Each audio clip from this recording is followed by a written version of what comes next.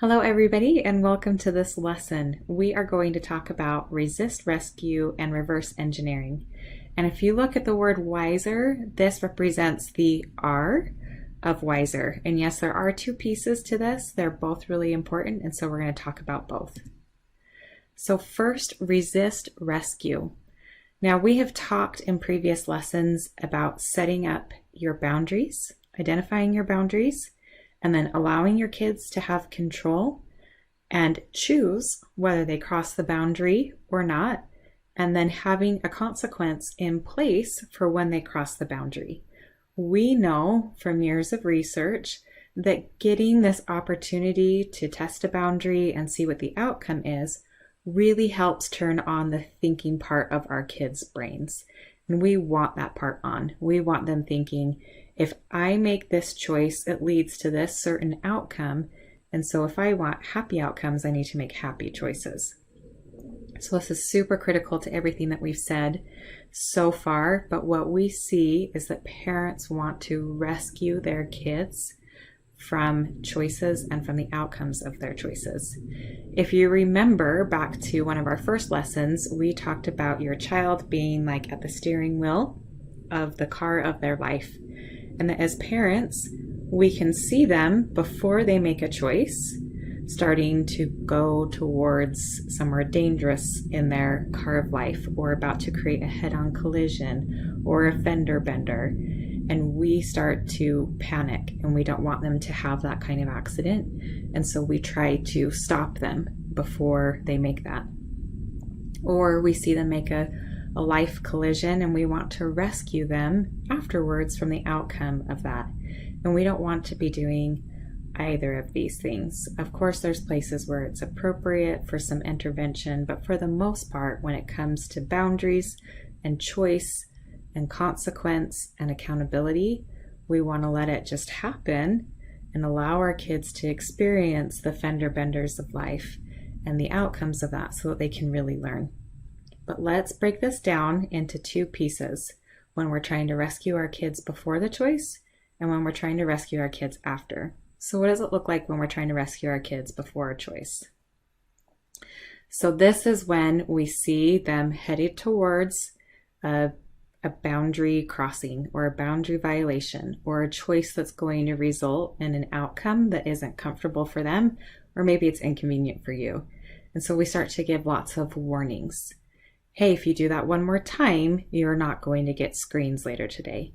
If you don't stop whining at the store, you're not going to get to play with at your friend's house. And we're giving lots of warnings that way. Another way that we try to prevent collisions is by giving lots of reminders. Hey, do you remember that if you don't get your homework done, then you don't get to play with friends? Hey, do you remember that I've asked you to pick up your towel after you've taken a shower? Hey, do you remember that I've asked you to talk to me respectfully? These are all ways that we're giving lots of reminders, trying to help our kids remember what the boundaries are, because I really don't want you to get that consequence. So I'm just going to remind you over and over again. Or we give threats. So it sounds a little bit like warning, but with just a little bit more control in there. Hey, if you don't stop that, I'm going to smack you. Hey, if you don't stop that, you're going to not get to hang out with your friends. And if you do that one more time, then I'm going to do this thing to you. It's a really if-then statement. So once again, we're wanting to prevent the boundary violation, but we're trying to do it in a little bit more of a manipulative way with some threatening. Another way that we can really try to prevent is by giving lots of lectures and lengthy explanations to our kids. This is why you want to be thinking ahead about your homework and really sit down and schedule everything out so that you know when your homework is due, and that's a big assignment, and let's break it down into all of these little pieces so that you don't run into the issue of not having your homework turned in time. In all of these cases, when we are trying to prevent the collision, we are really robbing our children of learning opportunities. We want them to have little fender benders in life when they're young so that they can start to learn for themselves how to control themselves and what kinds of choices they need to make, and that they need to be thinking ahead. and we don't want to rob them of those opportunities. Now, next is after. So say that our child has already made a choice and they've crossed some sort of boundary, or they've earned a consequence that is uncomfortable for them.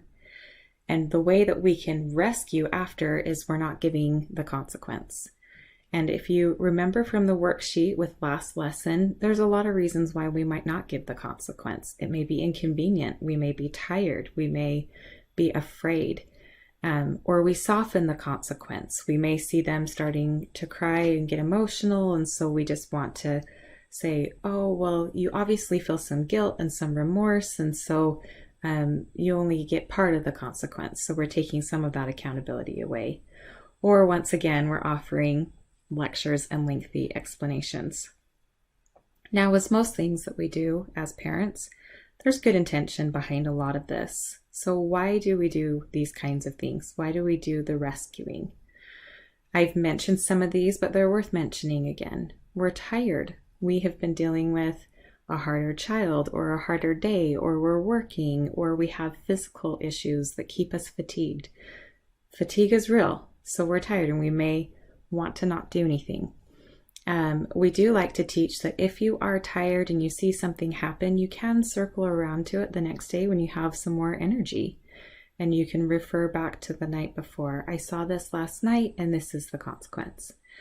Next, we're afraid of their response. We know that it will elicit some sort of emotion from them. They may argue with us or try to negotiate with us or scream at us or a myriad of other things. Some kids even get physically aggressive.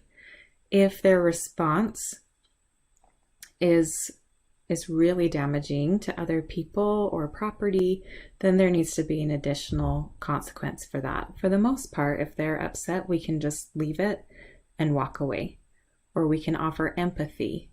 If we offer empathy and they still respond really poorly, then just walk away and distance yourself from them. Of course, they're upset. Having ownership of our choices is uncomfortable. Next, we see them suffer when they feel what real ownership is like, and we want to protect them from the suffering. We have protective instincts wired into us as parents, and that's normal and that's healthy. However, when we keep our kids from being accountable for their choices, we're setting them up for greater pain in the future. And so it is the most protective thing to allow them to be held accountable for their choices. Next, we're nervous that it will damage relationships, that allowing our kids to have ownership of their choices will hurt them. Now, if we're giving them consequences out of anger or to be punitive and to punish them and make them suffer because we're mad at how they hurt us, then yeah, that will damage relationship. If we are giving a consequence non-emotionally and it's something connected to their choice and it is the natural outcome of their choice, this will not damage relationship. This will actually help you guys have a better relationship because you will be able to love your child more authentically and genuinely when they aren't crossing your boundary all the time, and you don't have that built up resentment towards them for crossing your boundary. It will also help your child become more respectful and more responsible, and then the majority of your time will be spent in really positive ways. As I've been doing this with my own kids, I was really worried that this would damage relationships. This was one of my number one fears. And as I have done this, we actually have such a dramatic decrease in negative behavior that probably 90% of our day is just happy and connecting and cuddling and reading and super positive. So it has done the opposite of what I was afraid. This has actually helped our relationship. Next, we may want to help them get it faster. So we think if we give the warnings or the lectures or the explanations that they'll start to remember the boundaries faster and pick up on it faster and connect the dots faster. And this actually really slows the process down. Also, we feel like maybe in the moment it's easier. It's just easier to not enforce a consequence, or it's easier to protect them from the consequence than have to deal with it. And in the long term, it makes it more difficult. And then the last one is that we might think that they're not capable, that they don't have the ability to handle the consequence that we give them. Now, here's the reality that everything that we're teaching you, we have seen it with family after family after family after family, that if you really adhere to the wiser principles, it will make parenting easier. Your kids will learn way faster. This will preserve relationship. Your child will start to see how capable they really are. You'll start to see how capable they really are. They'll have so much more confidence and ability, and they'll take more responsibility, more accountability. And this really empowers them to be responsible and healthy and productive members of society.